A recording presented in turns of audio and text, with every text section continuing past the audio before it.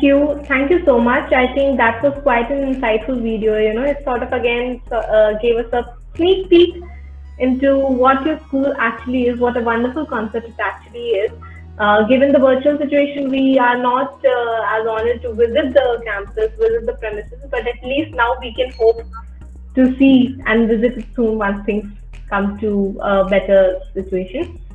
All right, so we actually have a question from Ms. Madhumita Hadia. The rest of you can please continue typing in your questions. So she is asking, can you share some incidents from your life as a principal of the school for 35 years?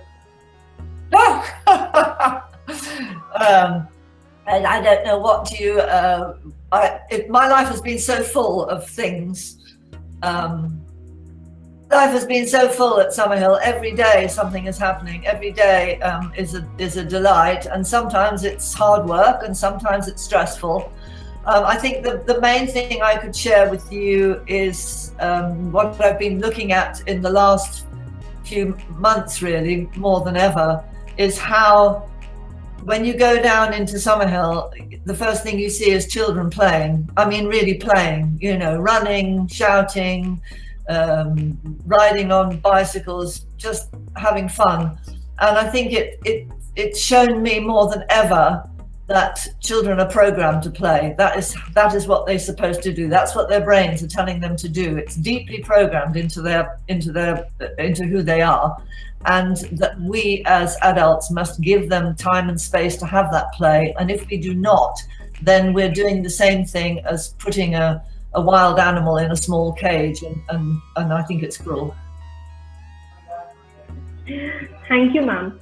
So we actually have one more question from Dr. Shivananda CS, who also thanks you and appreciates the influence that Summerhill has on them today. So the question goes like, how do you see the differentiated learning in Summerhill vis-a-vis a public school?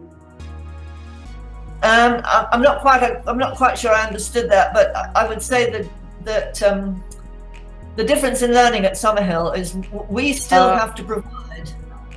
Can I come in, Shivanand here? Sure. So you can present your question again. Yeah. Good evening from Bangladesh. Hello. Hello. Yeah. My question is, how do you see differentiated learning in a public school scenario? I know Summerhill has been doing a great in differentiated learning, allowing students to learn in their own pace, but that may not be possible in a public school scenario. So how do you see differentiated learning in public school? How can teachers implement there? Yeah, I understand. This is a question we're often asked, and it's very difficult to answer, because the fact is, if you listen to what I was saying just now in my talk, the school system is wrong. The general school systems are wrong, because they are demanding children to learn things which children are not necessarily interested in and have no affinity with. So every teacher in every school is in a really difficult situation, because they are being forced to do the job that the school requires them to do, which is to make the children learn. And all that we can say is I have feedback from many teachers across the world who find ways of making their classrooms, perhaps bringing in a little bit of democracy in the classroom, of being a bit more humane with the children in the classroom, of trying to give them more opportunities to use play instead of just more authoritarian teaching.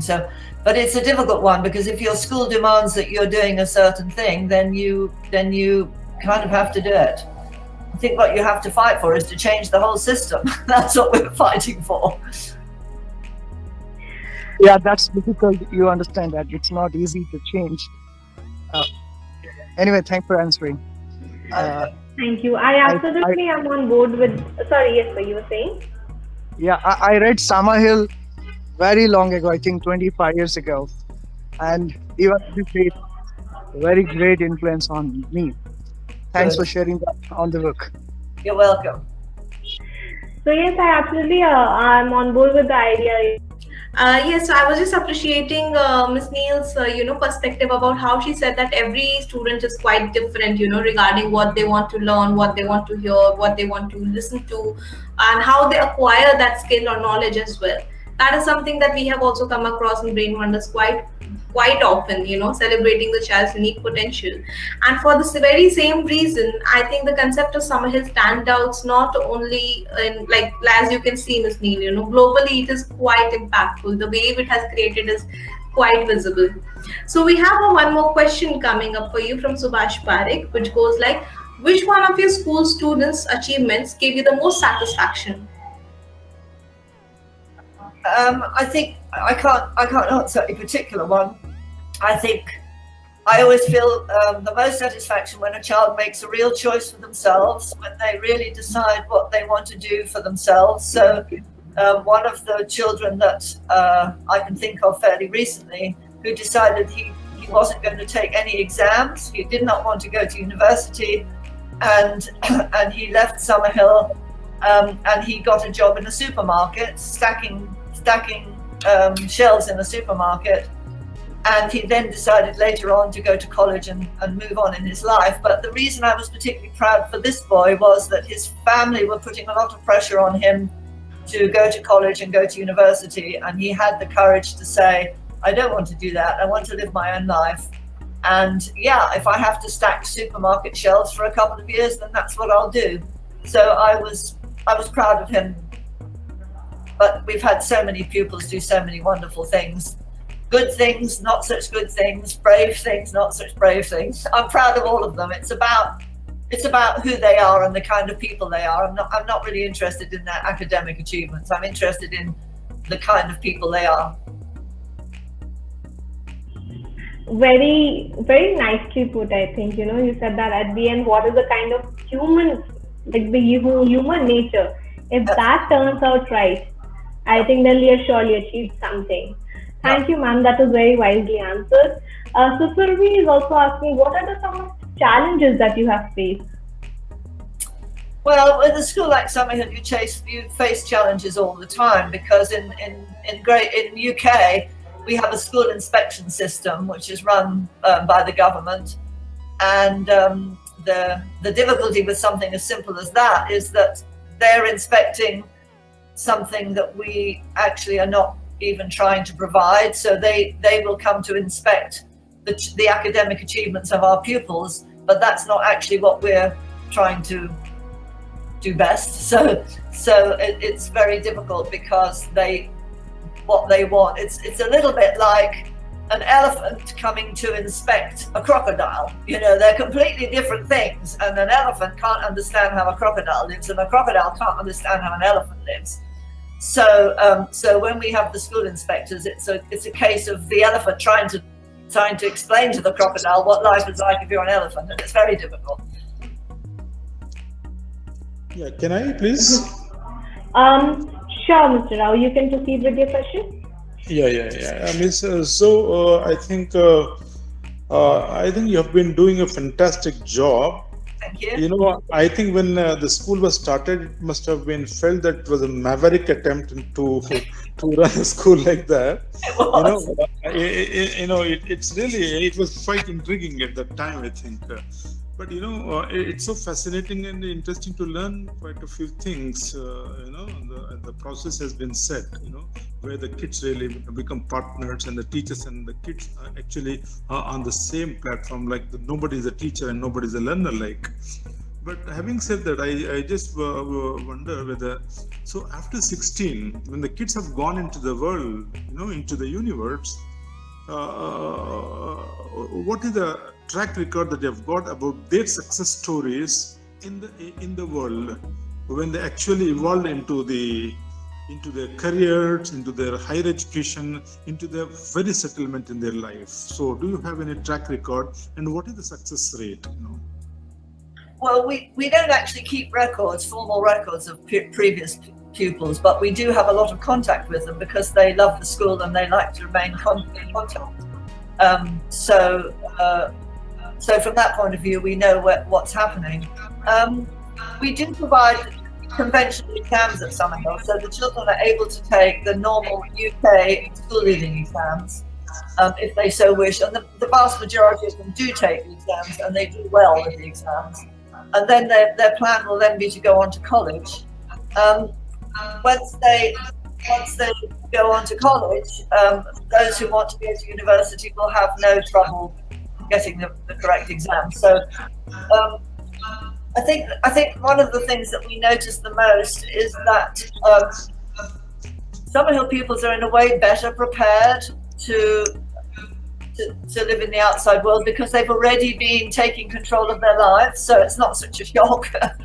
They're already very accustomed to making decisions, and decision making is one of those things that you have to learn to do, and the more you do it, the better you get. So if you've been making those decisions since you were 5 or 6 years old, then it becomes much easier when you're an adult. So I would say they're very well prepared for the outside world, and usually by the time they leave, which is normally at the age of 17 or 18, mostly 17, they're really ready to go. They've had a happy childhood, they've done a lot of playing, they've felt in control of their lives, and they go out into the world very excited to take the next step. Great. So as a professional, just one last question as a professional, thank you for that. As a professional, what has brought you to this level? If you can pass on, something to this audience of educators, probably they'll be carrying home something that you were still resolved to be something different across, along your career. So what made your different stuff all along? Could you please? I'm sorry, can you just repeat the last? I just wish to know, I wonder, what actually has contributed to your professional growth? I think just working hard at Summerhill, to be honest. It's been, when I took over 35 years ago, I had no experience in schools. I only knew Summerhill. I knew Summerhill deep inside me, but I didn't know about the business. I have a very supportive and very, very capable husband who was willing to take on the finances of the school and to work hard with that. So we've really learned as we went along, and I have formulated much more strongly my views on education as time has gone by. Great, thank you. Thank you so much. I don't know if that answers your question. Yeah, thank you so much. Thank you. Yes, so we actually have a wonderful feedback waiting for you from the principal of RIS, who says that your session was quite impressive and a lot of meaningful thoughts about the kind of education we should be delivering were conveyed. And there's a lot, she expresses her gratitude for sharing your wisdom with us. We also have a question waiting for you from Dr. Yogita Sarwar. So I'll just present it to you now. Do you have a feedback mechanism from the students? Do we have a what? Feedback mechanism. A feedback mechanism? What, from the students? Yes. No, they just contact us if they want to. Okay, all right. So, but you already mentioned that the students definitely love the school so much that they keep coming back. So that I think is I think that is a wonderful feedback by itself. Yeah. All right. So we have Selva Salvage asking, do you collaborate with other schools and also do your children connect with other schools from other alternative schools? We try to collaborate as much as we can, but it's quite difficult. The main thing we can do, I think, is to offer advice, because many people who have got new young schools that they're beginning and making changes, they want advice, and we can help them with that to a degree. We have something every summer. We try to run what we call an International Schools Week, where we invite a few children from other schools around the world to come and live with us for a week and experience Summerhill. And that's good fun. It's very hard work, but it's good fun. I think probably next year we will not be able to do it due to this coronavirus, but we try to do it each year. And we just take 2 or 3 children from 3 or 4 schools, 4 or 5 schools. So we have a group of about 20 people, and they come to live at the school. We do lots of talks, as I'm doing now. We do lots of outreaching. And we've got a new thing coming next summer, which is the Summerhill Festival of Childhood, which my son Henry is organising. You would find details of that on our website. But basically, you know, we're here to offer advice and help, but there's not much. We don't actually have a close alignment with any other schools. All right. Okay, ma'am. I think that's quite a great effort that you put forward. Like you mentioned, you know, in the International Week, where not only it's not more to the students, but also towards the teachers, to have that exchange, you know, to know that, because the more the knowledge is something that the more you share, the more it grows. So I think that is quite a great idea. Is this open to other countries as well? I know next year you won't be doing it. All right. So, but generally, yes. Sorry. What is open to other countries? The school or the festival? The festival as well as the school.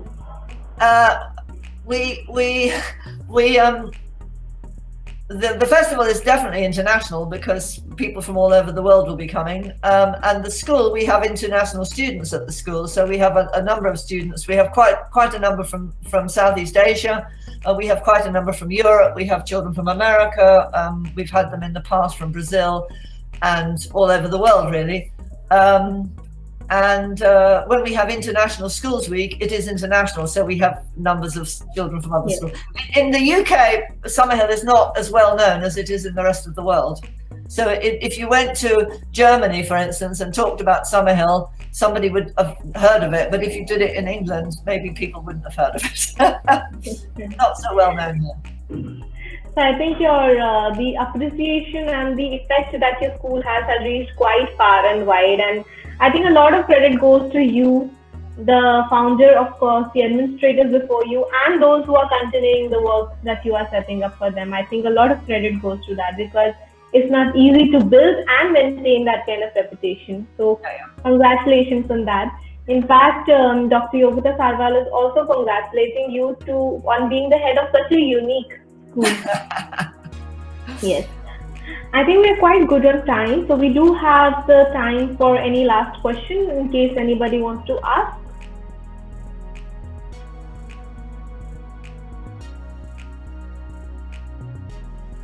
If there's somebody who would like to unmute themselves and proceed with the question, that is also okay.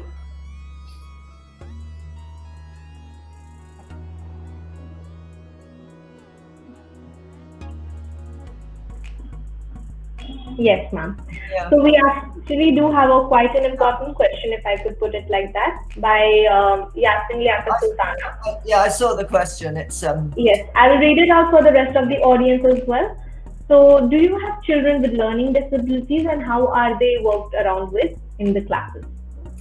Yes, we do. We have a number of children with different disabilities, and you know, we find that we try to pay very little attention to it. We try to, because we already give them the freedom to make choices for themselves, then we find that because we're allowing them to be individuals, that their learning difficulties often fade away, really. So we offer them support and help. We have very expert teachers, but actually we find that many of them, the problems resolve themselves.